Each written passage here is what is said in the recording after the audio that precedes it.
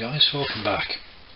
Welcome to part 5 indeed of the series of reconditioning an old Wilesco D10.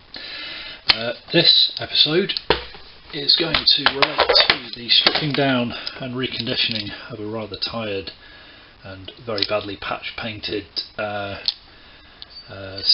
piston unit, the actual motor itself. So what I'm going to have to do here is take this to pieces. Now there are some witness marks here of this having been done carelessly in the past, so I would encourage you to use great caution if you're going to use the end of a pair of pliers. I mean, these ones you can see are quite old, as they've begun to rust. It means I am going to actually have to spray and recondition the base plate as well. So what I'm going to do here is I'm going to use a pair of bent tip needle nose pliers to just loosen these off, and that's all I'm going to be doing. The pliers aren't actually touching the base plate when I'm doing this. You don't need to go crazy with them, just to nip them up tight. All I'm doing here is just loosening them enough that I can then use my finger to offer resistance to the knot on the bottom as I turn the screw tip bolt out of the top. That's it. Don't need to do anything more than that. Doesn't need to be crazy tight. You just need to have the right size gear for the job. Now if you're using a screwdriver that doesn't quite fit, you zoom in on this. This is a really important detail when you're restoring any old models. This one, for instance, is too big to go into the slot. Find a different screwdriver. If your only other option is a screwdriver that doesn't fit all the way across the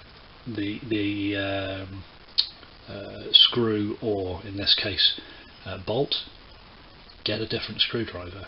Always use the right tools for the job. There's nothing worse than seeing a screw like this that's had the middle twisted out of it because the wrong size tool was used for the job. So make sure you've always got the right size equipment, and even if you have to take a screwdriver, as I have here, that's the right width for the screws, and actually file it down so it's extra sharp, will do it. It's just a tool. So anyway, what I'm going to do here with my finger on the back holding that loosened off bolt is I'm going to take these out and, as before, pair them up, because there's no guarantee that all of the nuts are going to fit. All of the bolts could have been repaired at some point in the past.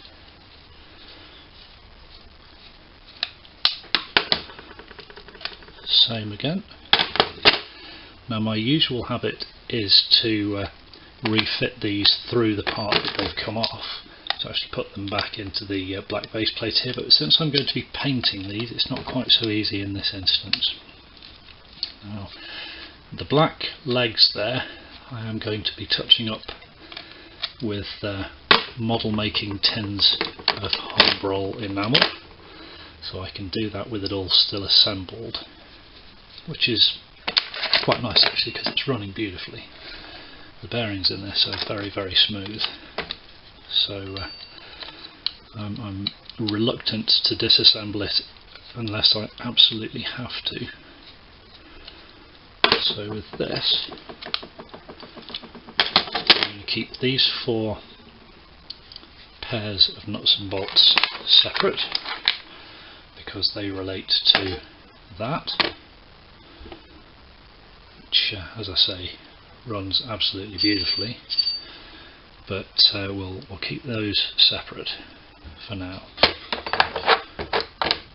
Okay, so the next piece is the brass rail. So with these I am actually going to have to twist them off the bottom because there's nothing to stick a screwdriver in on top.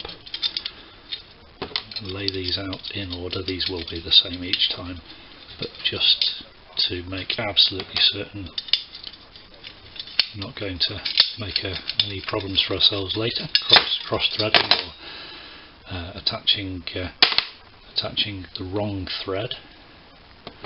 I'm just going to put these back onto the rails, sorry, the rail holders from which they came, so that I can polish up separately.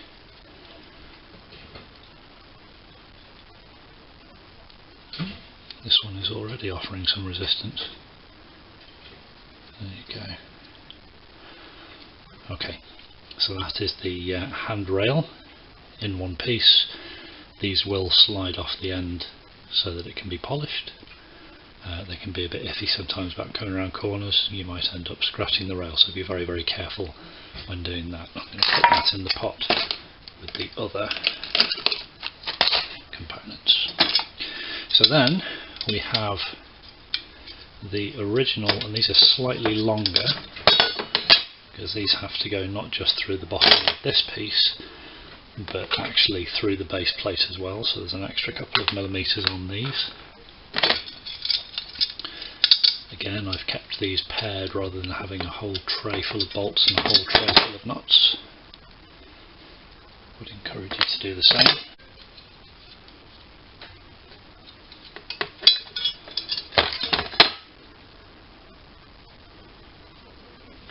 Okay, so now one base plate ready to be stripped. Now what I'm going to use to strip this is I'm going to use a paint and varnish stripper.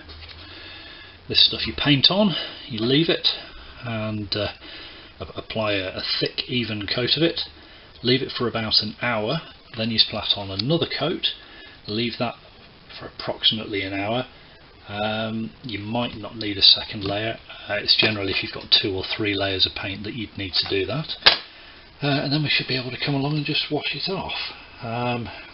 We don't use wire wool on this. We don't use any kind of abrasive sandpaper or anything like that. You can rub it down using a scrubbing brush. You can use washing up pads, sort of the sponge with a scourer pad on the back. That's not going to do any damage to the surface, but first things first, we need to get this painted with a thick layer of paint and varnish stripper. As with all hazardous chemicals, goggles not optional, gloves not optional.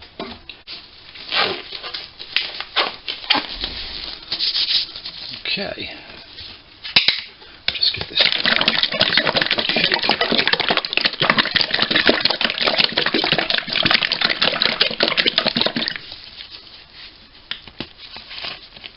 and pour on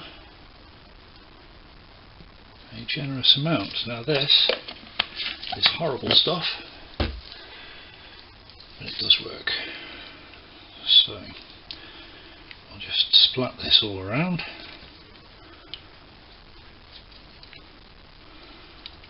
And as I say, the deal is that you just leave it for an hour to work its evil magic. Now you can, very effectively in fact, wrap this stuff in cling film, and that does in some cases really help if you've got stubborn paint, because it keeps all of the fumes and so on enclosed.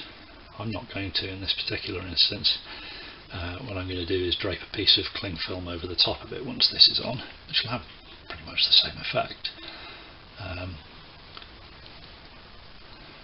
So that is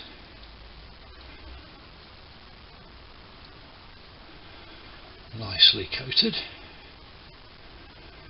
Of course, safety first. Make sure if you've got young kids around that when you're leaving it for an hour, it's not in a place that they can come into contact with, because little fingers do love to poke interesting looking slimy things, and this is not a chemical you want to poke.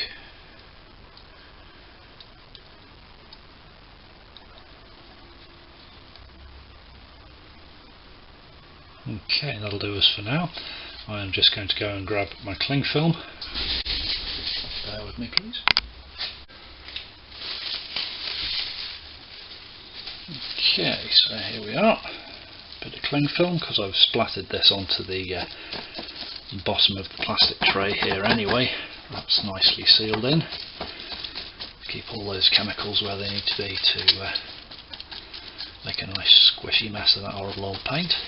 And to my earlier point on safety, I am now going to leave this locked in my office stroke man cave for the next hour or so. So I'll see you in a bit.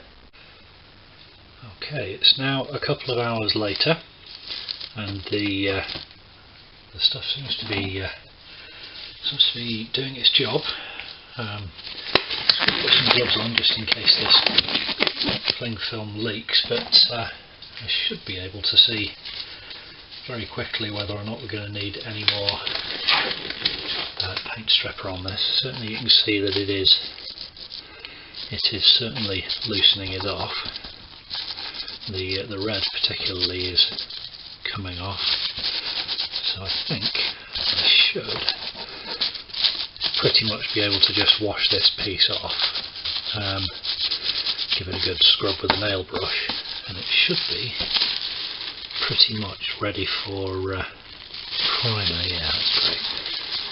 That's coming off nicely. So let's just go and give this a wash and see if we need any more. Certainly that's revealed a bit of corrosion that was underneath the paint. Yeah, you can see here the red is just peeling off nicely. That's great, good stuff. So not a lot of fuss and drama, but as with all of the other elements of this, you need to be patient and just leave it to work its magic. Right, I'm going to go and clean this little lot up. Of course, when you are working with this kind of stuff, be careful, always keep the personal protective equipment on. It's not a joke, you really can do yourself some damage with these chemicals. So let's park these bits in a safe place. If you remember, we had the 4 nuts and bolts that held the base plate on, and then the 4 that hold that base plate onto the actual base of the model, the slightly longer ones. So I'm going to take this whole plastic tray here and go and give that a good wash down with some nice hot water. See if we need to do any more to prep this. I don't think we do, to be honest, but let's see how that looks. And there we go. I don't think anyone can argue with that for effectiveness of paint stripping. Ready for priming, absolutely perfect. So, a few other bits to do, including the drip tray. I am not going to strip down and repaint the wheel. I'm going to leave that the original red, unless it looks completely out of place with the red that I've managed to get hold of for the drip tray. So this is an enamel. Actually, that's not too bad. Oh yes, it is, because someone sprayed it before. There's a different texture on the bottom. Okay, let's strip that down.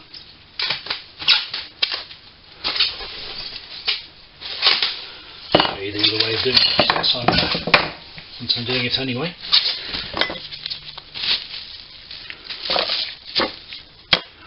Cling film underneath.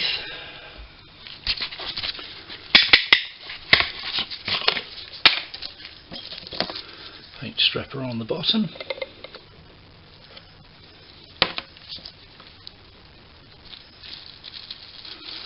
Paint stripper on the top. Generous quantities, might as well. Package it up.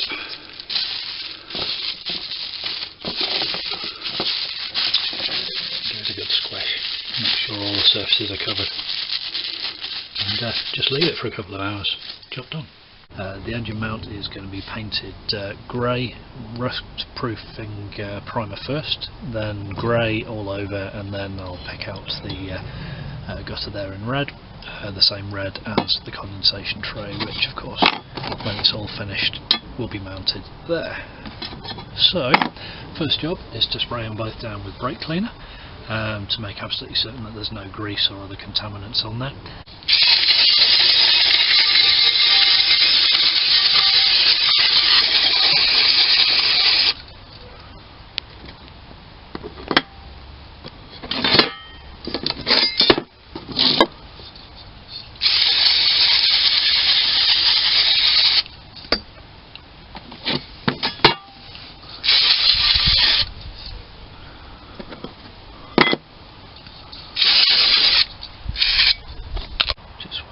for that to evaporate.